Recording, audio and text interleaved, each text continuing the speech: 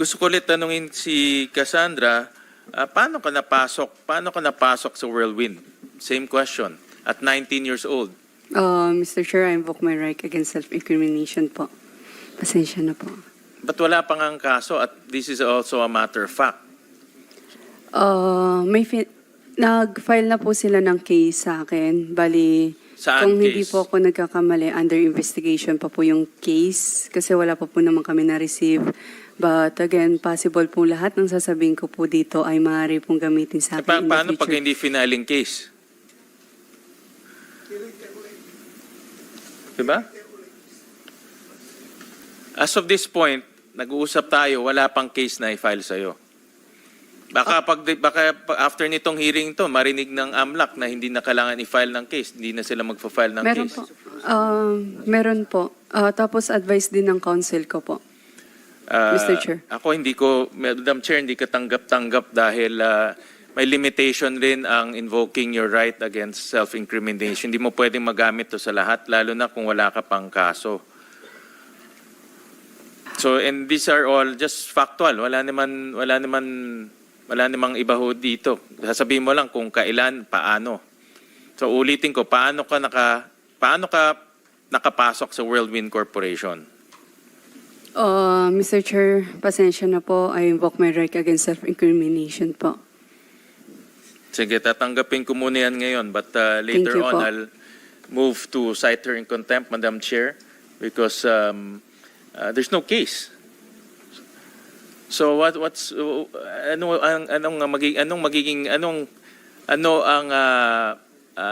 ang mag-incriminate sa kanya kung wala namang kaso?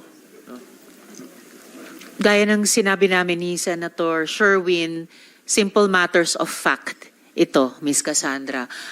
Meron kaming use nitong session hall hanggang 2 p.m. So may 45 minutes pa po kayong sagutin yung questions of fact na napakadali namang ma-research namin, and we are just naghahanap ng good faith mula po sa inyo ni Go Huaping, ni Ms. Sheila bago matapos itong buong mga hearings namin.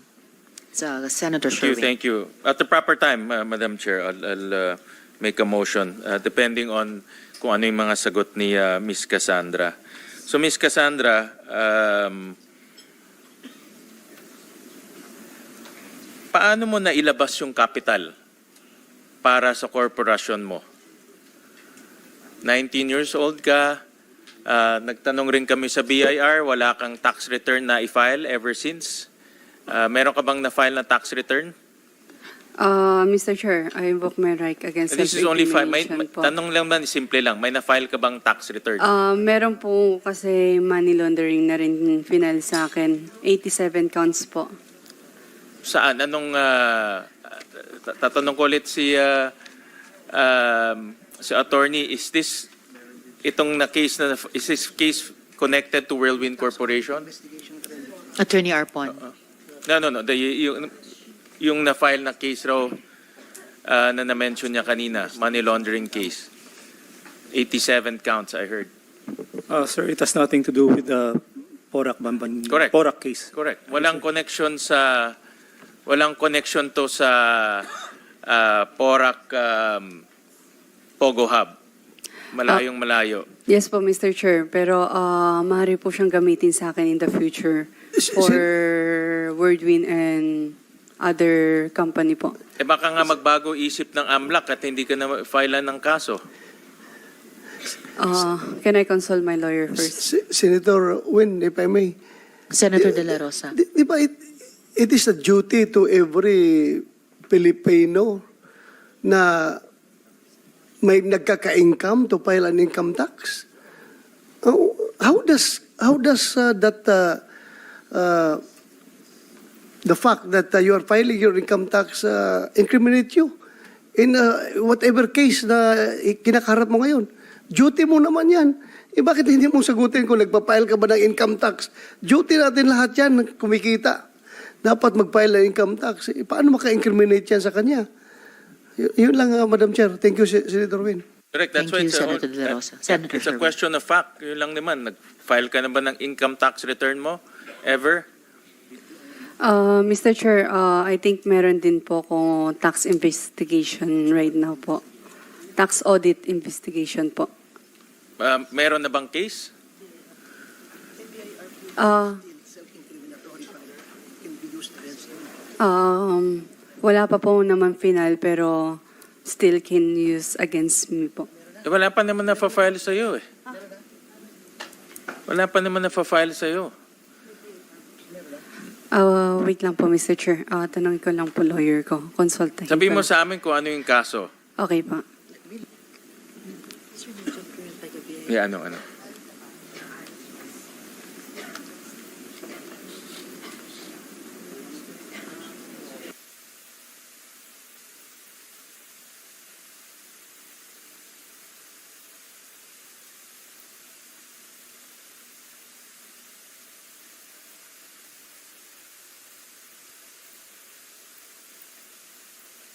Lang yung tanong, nag-file ka ba ng tax return o hindi?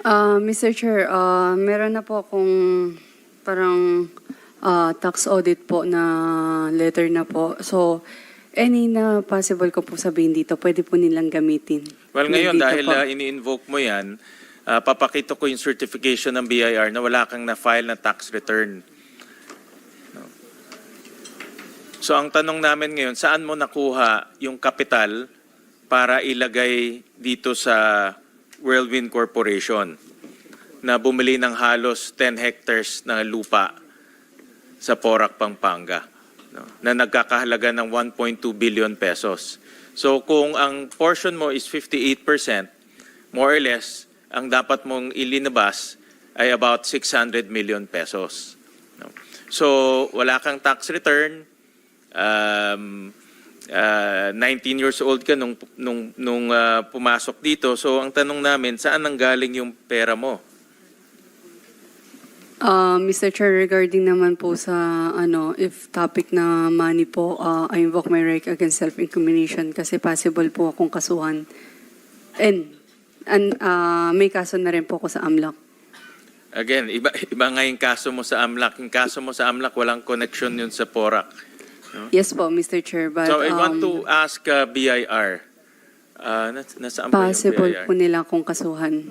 Is BIR here?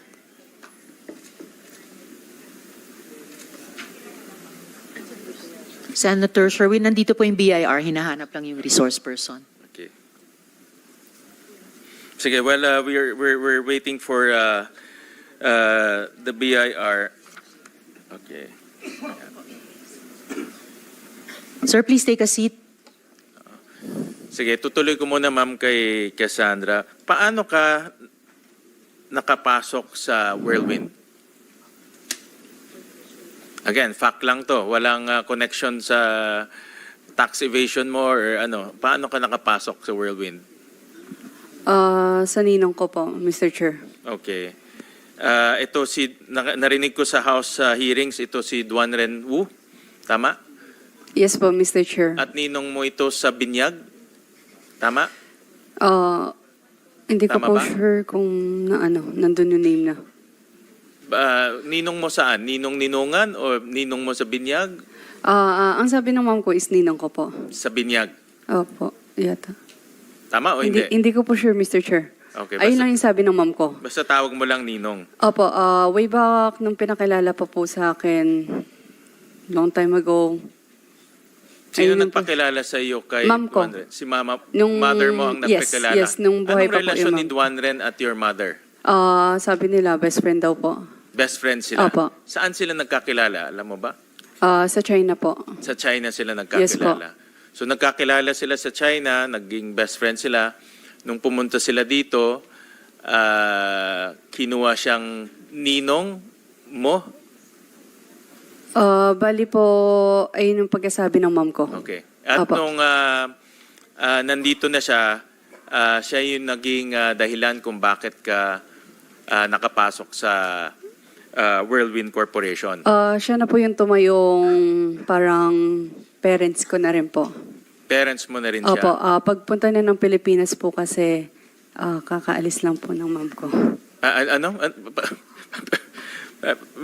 Magsalita ka ng malinaw kasi hindi na may marinig eh. No? Pakiulit nga yung sinabi mo ulit kanina. Tumatayo siyang magulang mo. Opo. Okay. Kasi pag-aalis po ng ma'am ko, yun, yung pagdating niya po, kakaalis lang If po. I may, Senator Sherwin, bakit ka naiiyak, Miss Cassandra? Nung time na yun, kakawala lang ng ma'am ko, sorry.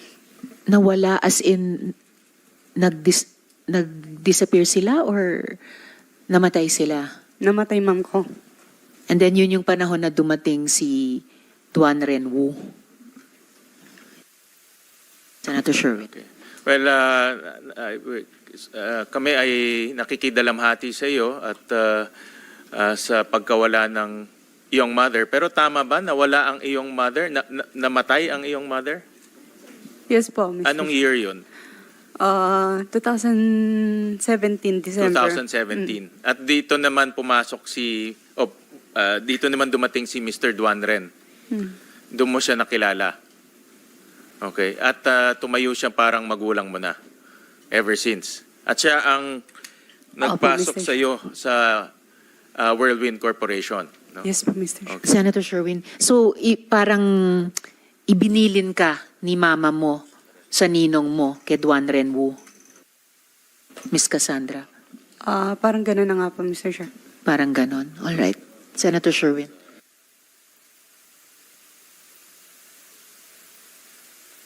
Thank you, Madam Chair. At nung pinasok ka na sa Whirlwind, inappoint kang kaagad na corporate secretary. Tama, Cassandra?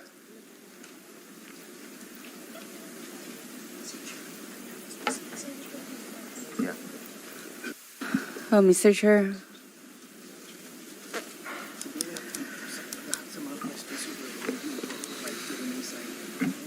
Uminom ka muna ng tubig, Cassandra. Okay lang po. Uminom ka ng tubig. Mr. Chair, if regarding sa Whirlwind or any company po, I invoke my right against self-incrimination. There's upcoming mga cases po na ipa-file nila sa akin, and again, maaari po silang lahat gamitin sa mga kaso po. Pasensya na po.